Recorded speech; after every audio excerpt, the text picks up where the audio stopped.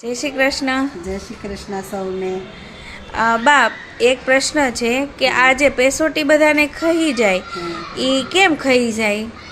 જો હવે તો પહેલાં લગ્ન પહેલાં કોઈને ન ખવડતી, પણ હવે તો ભૂખ્યા છોકરીઓ કામ કરે, બળનું કામ કરે, પછી ખાય નહીં સવારમાં, તો હવે એને કુંવારા ખસવા મળી છે પેસોટી. અને નકર વાયુની ખસી જાય છે, મોટી લગ્ન પછી વાયુની ખસી જાય છે.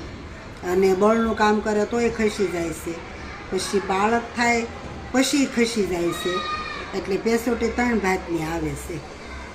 બળનું કામ કુંવારા કર્યું હોય ને એવું બધું હોય, ખાધું ન હોય છોકરીઓ બેનું, તો ખસી જાય. લગ્ન પછી બાળક થાય પછી ખસી જાય છે. અને વાયુની પણ ખસે છે. એવું થાય છે બધાયનું.